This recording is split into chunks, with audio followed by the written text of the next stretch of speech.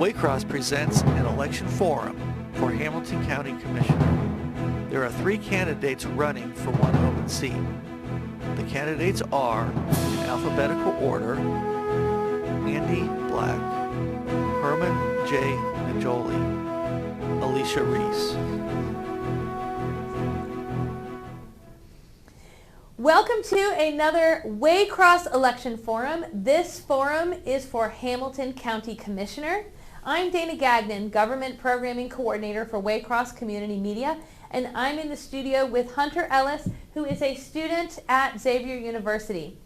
We also have in the studio with us one of the candidates for Hamilton County Commissioner, Dr. Herman Najoli. Thank you so much. Now, Mr. Andy Black and Ms. Alicia Reese were invited to participate, but were unable to be here on this evening. We do, however, have their 2-minute opening statement, so we will be able to play that when we get to that point. Before we get to every candidate's opening statement, I want to invite you, if you are watching this program live on October 1st, you may participate in this program. You will be able to email in your questions for the candidates. The email address is live@waycross.org if you're watching on October 1st. If you're watching live, you must be a Hamilton County resident to ask a question. When you send in your email, please include your name, your address, and your community. We will only use your first name and the community on the air. We won't give all that other information, but we do need to make sure that the questions are coming from real people in Hamilton County. Questions must be phrased for all candidates. They may not be targeted at one candidate in particular. We reserve the option to rephrase a question if we receive an email that looks too targeted or doesn't meet any of the rules. Now that we have done that, let's start off with the 2-minute opening statements. We will start with the pre-recorded opening statement we have from Mr. Andy Black, and is also the one we have from Ms. Alicia Reese.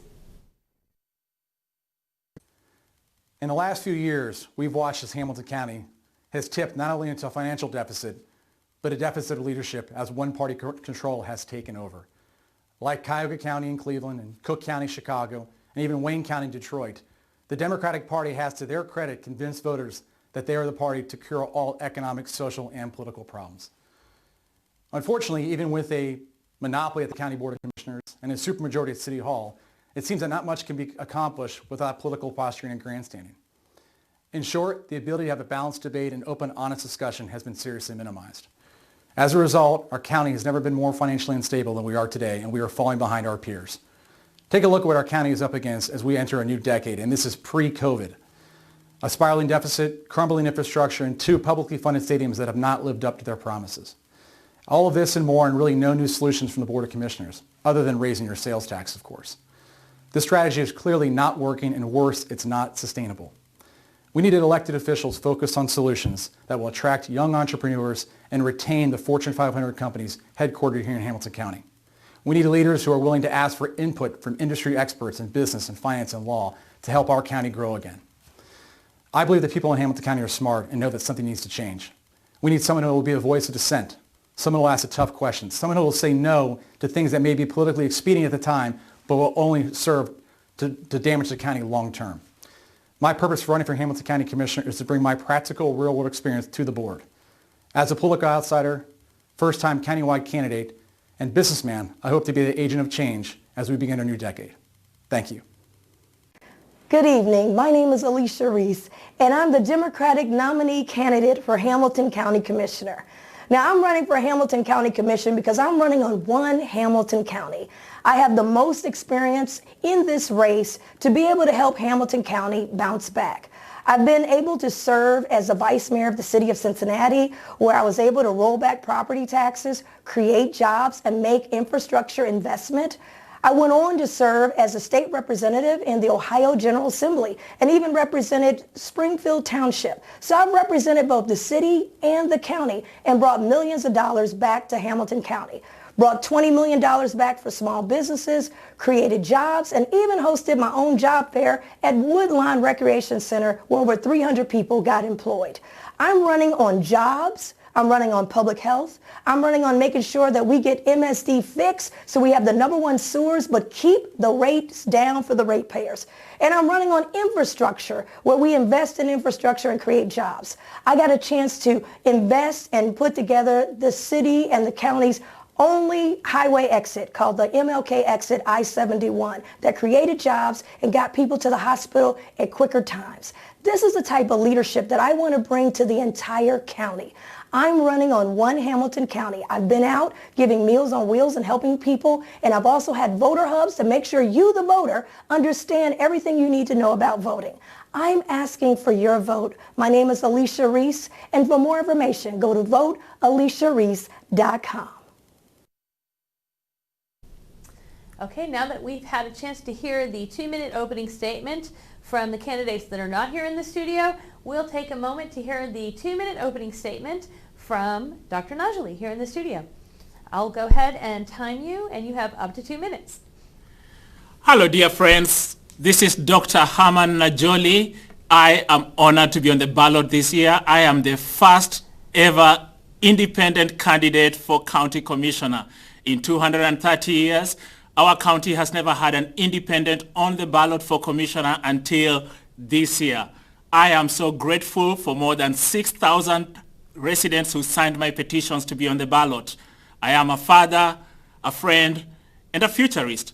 I am a father because my wife of 16 years and I have 2 children. They are right here in the green room waiting on me. I am a friend because my passion is to serve people.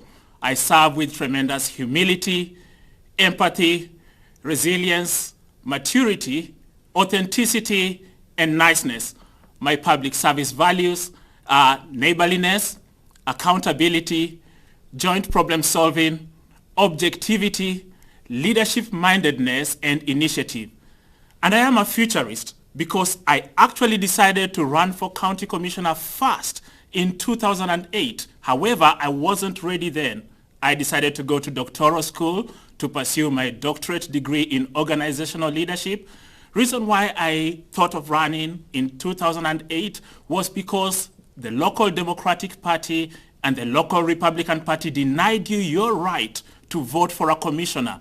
There was an awful backroom deal which the local parties' leaders put together to prevent a challenger for the 2 county commissioners at that time. That was Todd Potune and Greg Hartman. So I'm asking you this year to rebuke the political parties by voting for an independent for county commissioner. Thank you for your support. Dr. Najoli, what do you think that are the 3 top issues facing Hamilton County right now? Oh, thank you so much. I believe that the #1 problem facing our county right now is how to deal with COVID-19. I have looked at the response of our county leaders and truly been frustrated by the lack of action that is very strategic. I believe that a proper strategic plan has to have 8 elements. 1, production plans for businesses. 2, authority plans for leaders. 3, nursing plans for treatment teams. 4, data plans for scientific analysts. 5, education plans for our students who are out of school. 6, mingling plans for people as they seek to go out into the communities. 7, intergovernmental plans for local jurisdictions. And lastly, 8, change plans for future control of pandemics. Tell me what is unique about your specific skills and experience that you would like to bring to the Hamilton County Commission. First and foremost, no one else had ever petitioned in the manner that I have to run for county office. In 230 years, we've only had party representatives running for county commissioner. But this year, I did something special. I pounded the pavements and I talked to more than 6,000 voters who signed my petitions. Actually, I turned in 6,847 signatures to be on the ballot. And this was my second time petitioning. My first time was in 2018. I petitioned to run. I turned in 3,499 signatures, but I fell short of the ballot requirement. But I am very resilient. I went back to the voters on the streets of Cincinnati and throughout Hamilton County, and I was able to turn in more than double the required signatures. So I have a passion for people. I have an engaging soul. I believe I am the most equipped candidate to ever run for commissioner in our county's 230-year history. I am educated. I am qualified. I am the most unlikely candidate and therefore will provide the best level of leadership. In his book, The Medici Effect, Franz Johansen says that the greatest changes come from intersectionalist leaders who bring in a diversity of thought. I am a public servant. I have worked for numerous non-profit organizations, and in 2015 I was named one of Cincinnati's 40 under 40 for my work in helping homeless people get off the streets, into shelter, and into rapid rehousing. I am a pioneer. Look at the work that I have done to get on the ballot. Actually, I also ran 230 miles going to every zip code in Hamilton County. No one else had ever done that in the history of our county. I am an engaging soul, and lastly, a devoted shepherd to not just my 2 children, but many young boys and girls on the west side of town. I coach soccer, basketball, and track and field at 3 different schools on the west side of town. I am the most equipped candidate in this race for county commissioner. So what made you first interested in running for the position of county commissioner? Well, as I shared, in 2008, I was really shocked that the local Democratic Party and the local Republican Party denied voters the chance to vote for a commissioner. There was a backroom deal which was engineered by the chairs of the parties at that time, George Vincent and Tim Buck, and they took away your right to vote for a commissioner. And I'm asking you this year, rebuke the parties for that awful 2008 decision. Let us demonstrate that this election is not about the parties. It is your election to demonstrate that we can do something special in Hamilton County. Now, I want to bring tremendous organizational leadership to our county. I have a doctoral degree in organizational leadership, and my passion for leadership really started when I was around 10 years old. I was seated in my living room with my father, watching President Ronald Reagan tell Gorbachev, tear down this wall. And I was also inspired by Nelson Mandela. This was around the time that he was released from jail and went on to become the very first president of South Africa. I want to bring that kind of thinking and great leadership into our county commissioner, to take the politics out of the commission and actually provide great organizational leadership. So let's talk now about some of the specific things that the Hamilton County Board of Commissioners are dealing with. And I'm going to start with MSD, the Metropolitan Sewer District. In last spring, they were, a judge had to order the city and the county to work together. Of course, it's operated by the county, operated by the city and managed by the county, and a judge had to order them to work together to get in compliance with the Clean Water Act. They do not have a long history of doing well together that way. What would you do as commissioner to facilitate working together with the city and with MSD?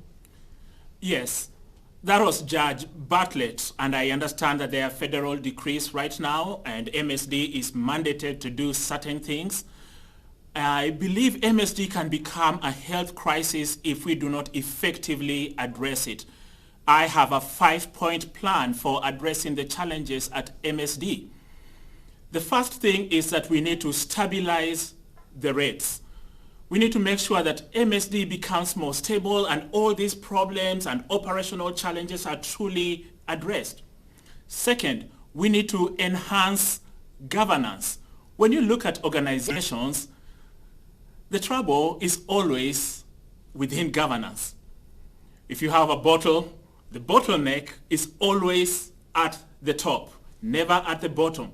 So we need to prepare MSD to whereby it has good governance systems. Third, workforce excellence. I will work to ensure that MSD employees are provided the very best training so that they can truly serve our county effectively. Fourth, I want us to emphasize transparency. Residents want to know every detail on how MSD is operating. And lastly, rate affordability. We need some customer assistance programs and tools which will enable MSD to serve our communities effectively. What are your opinions about some of the development in Hamilton County neighborhoods like the West End and over the Rhine? Specifically, what do you think about the commissioner's deals with FC Cincinnati?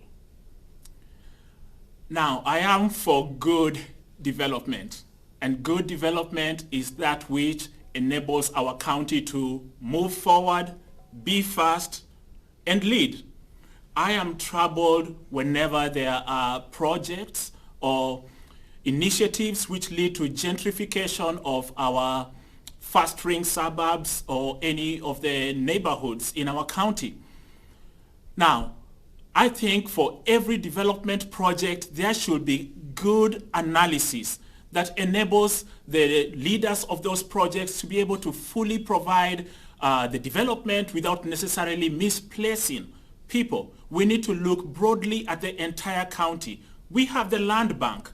We need to be able to work with the Port Authority to ensure that organizations which want to bring about developments are fully conversant with the entire breadth of the county and locations where they can truly place their development initiatives.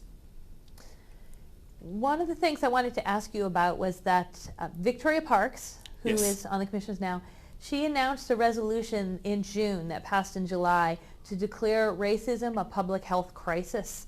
And I'm wondering what your response is to that resolution and how you feel that can help, or if you feel that can help. First, I want to say a big thank you to Victoria Parks for stepping into the shoes of our predecessor, the late Todd Potune. Thank you for your tremendous work for the county. Now, racism is definitely a significant challenge in the times that we live in. It has been troubling to see what has been going on throughout the entire country. When I think of racism, I believe that deep down people want to be included. There needs to be a radical inclusiveness within our entire culture. And as county commissioner, I will drive for innovative inclusiveness. I have a 32-page platform on my website where I have provided very clear details on how we can become more inclusive as a county. One of my initiatives is what I call creating a 7 Hills Lab. We live in the county or the city of 7 Hills, and a 7 Hills Lab is an innovative idea. It really stands for signature events for visioning an equity nexus in Hamilton and leveraging leadership solutions for a lasting agenda of belongingness. It is very innovative. What I will do is approach institutions of higher learning and create these signature events which will allow people in their communities to gain belongingness. And so once we become a community where there is belongingness for all, I assure you our challenges with racism will just evaporate and go away. We can solve this problem. So we have been, believe it or not, we're already getting towards close to the end of the time. But what I want to do is make sure you have a moment to give us a 2-minute closing statement before we end. So I'll time you, but if you have a closing statement that you would like to leave the voter with, now would be a great time for that. Well, voters, one, I have to remind you about the 2008 deal. Let us make 2020 the year that we rebuke the parties for that 2008 awful backroom deal. Now, I live on the west side of town. I really believe that the county commission should have good representation. That means having commissioners from different neighborhoods throughout the entire county. We have a candidate right now running who lives in Indian Hill. One of the other candidates lives in Bond Hill. I live in Price Hill. And I assure you, I will serve the entire county. I ran 230 miles going to every zip code in Hamilton County. I am very familiar with every neighborhood. In fact, one of my favorite restaurants is in this neighborhood, Cracker Barrel. We enjoy going there. My kids love the mac and cheese, and I really enjoy the gravy and biscuits. So I want to ask you to trust me. Trust me, I will be the greatest commissioner in the entire history of our county. I have produced the most comprehensive platform ever submitted by a candidate running for county commissioner. Friends, you know me. You've seen me petition for signatures. You have seen me coaching youth in your neighborhoods. And you have seen me running in your neighborhoods. I'm asking you in 2020, vote for the non-party candidate. Vote Najoli for county commissioner. Thank you for your trust. I look forward to engaging with you again very soon. I want to thank you, Dr. Najoli, for coming in and spending time in the studio. It's a big help for the voters to have access to the candidates and get to hear what you have to say about various different issues. I also want to thank you for joining us as well, because since you're watching this program, that means you are going to be an informed voter when you cast your ballot. If you need more information before you vote in the upcoming election, you can watch all of our election programs online at www.waycross.tv. You can also go to the Hamilton County Board of Elections website, votehamiltoncounty.org. And at that website, you can register to vote up until October 5th. That's your voter registration deadline. You can find out if you're registered, find out where your precinct and your polling place is. You can even print out a sample ballot to find out what you'll be voting on when you get there. If you're going to vote in person, mark that date for November 3rd. Early voting starts October 6th. I'm Dana Gagnon, Waycross Government Programming Coordinator, and I'm here in the studio with Hunter Ellis, and we will see you at the polls on November 3rd. Waycross takes no position on candidates or issues. We conduct these forums so that our viewers may be better informed voters for the November 3rd elections.